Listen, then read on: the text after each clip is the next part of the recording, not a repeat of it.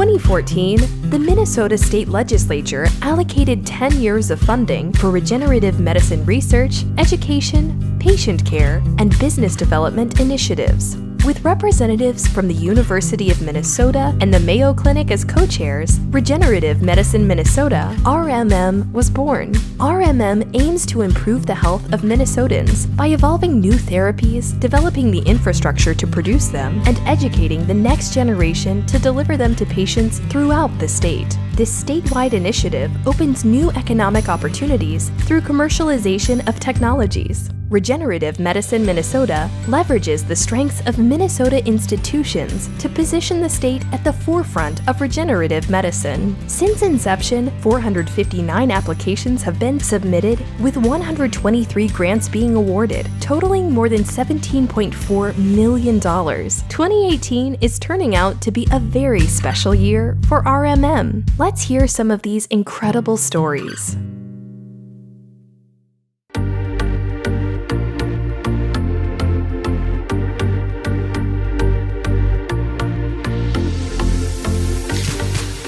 So the Kidney Regeneration Project at Miromatrix aims to help the nearly 500,000 patients suffering from chronic kidney disease. So our goal is to create a new source of bioengineered kidneys that will kind of offset this disparity and then help all of these patients that are suffering from kidney failure. Dialysis as a technology has not really advanced much in the last 50 years, and there are 500,000 patients that are undergoing dialysis 3 times a week on average. What's really unique about regenerative medicine as a field is that so much of what we're doing is unprecedented, and that makes this project both challenging and very exciting at the same time. Current treatments for Parkinson's disease are very effective in the early and middle stages of the disease. Funding from RMM is critical to developing the next stages in our production methods for the mini brains to derive a cell therapy for Parkinson's disease. We hope that ultimately this whole process will lead to a new treatment for Parkinson's disease patients. So osteoarthritis is extremely common. If you look at all age groups, it affects about 1/3 of individuals. And if you look at individuals over 65, it affects more than half of men and nearly 2/3 of women. Well, many of these patients will eventually get a joint replacement surgery, but many individuals, particularly young individuals, are not eligible for joint replacements. This grant is supporting a project that is looking at the role of proteins that allow potassium ions to move in and out of cells in cartilage. The cells are called chondrocytes, so we're looking at how deletion of these channels that allow potassium to flow in and out of cells, how that affects cartilage growth and regeneration. One advantage of the Regenerative Medicine Minnesota funding is that we can really explore new projects and new ideas and generate preliminary data that we can hopefully translate into bigger projects that are funded by the federal government and other agencies.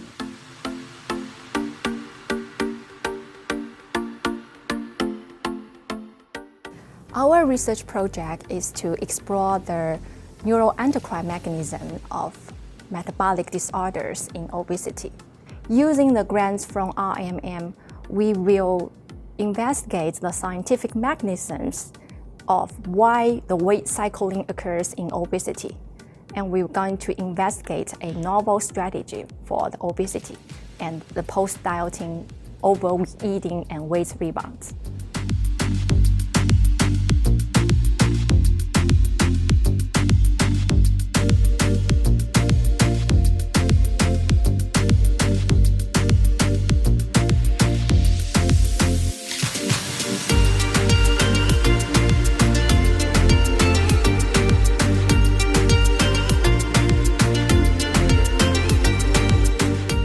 Currently, cellular therapy for cartilage defects in the knee require 2 surgeries.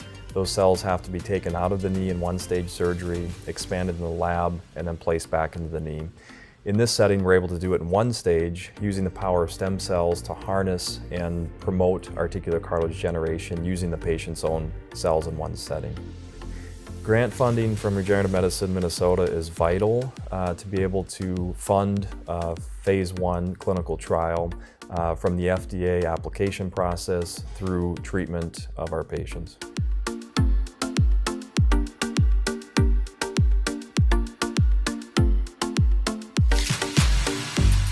The ultimate goal of my research project is to be able to have people undergo treatment for brain tumors, for example radiation and chemotherapy, but maintain the cognitive function that they had prior to that treatment. At the moment, people who live a long time after brain tumors have pretty significant loss of cognitive performance, and that's something we'd like to be able to get fixed. We've had a terribly difficult time coming up with drugs that work for neurodegenerative diseases. There's not a single drug we have available for Alzheimer's. And aging is something that happens to all of us, and it's the most common risk factor for neurodegenerative diseases.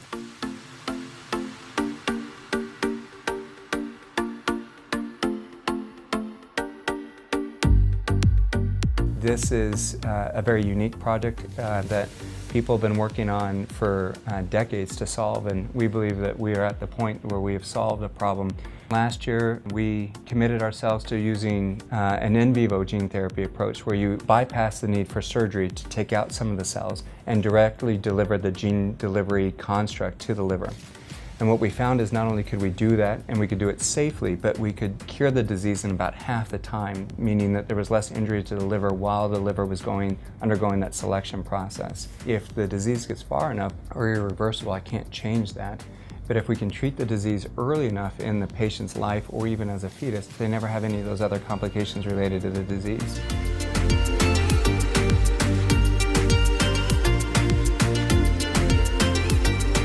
The ultimate goal of our research project is to see whether we can use own babies' umbilical cord blood to reduce the injury due to brain injury following an intraventricular hemorrhage. Using the funding from RMM, we will characterize the stem cells that are present in the umbilical cord of these extremely preterm infants. And our hope is in future we will use the own baby's umbilical cord blood to reduce the risk of brain injury due to IVH and other causes also. Number one, get what is called as a proof of concept. And number two, for applying for additional grant funding, because we do need to have some preliminary data to show that the cells actually work. My project is a project that funds science and research and enrichment for kindergarten through 6th grade Native American students. The grant funding from Regenerative Medicine Minnesota allows these kids to engage in science, to truly become immersed in it and see things that they've never seen before. So my ultimate goal is to help create greater health equity by bringing education to children. And hopefully some will choose to enter the science and research workforce, and then they can go on to begin to address these health issues that they see their families and their own community members suffer from. The only way that will happen is with this early intervention. Thank you, Dr. Anna!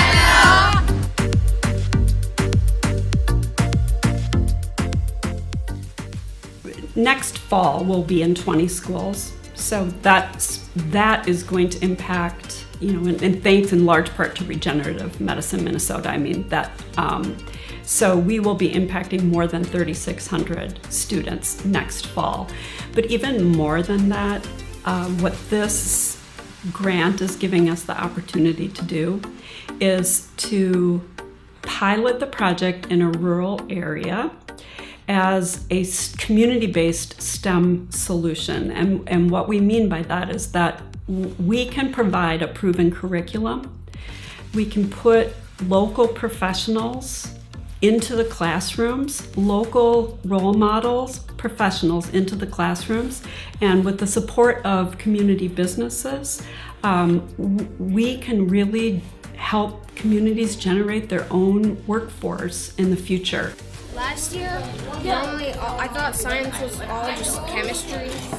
like just mixing one chemical with another and then having an explosion. That's pretty much what my definition of science was. Science when scientists came. Now I think more science is like environmental engineering, building stuff, things, All different kinds. more than just chemistry. One of our fourth graders, we asked our fourth graders, before Science from Scientists, what did you think of science? And what do you think after? And this fourth grader said, well, before Science from Scientists, I used to think science was experiments. Now I think science is experiments, teamwork, and collabority. And she means collaboration. And so I just want to thank you all for collaborating on behalf of all the students and teachers in Science from Science programming this year. Thank you. Thank you! I just want to say thank you to Regenerative Medicine Minnesota. Thank you. Thank you. Thank you. Thank you, Regenerative Medicine Minnesota. Thank you. Thank you. Thank you. Thank you, Regenerative Medicine Minnesota.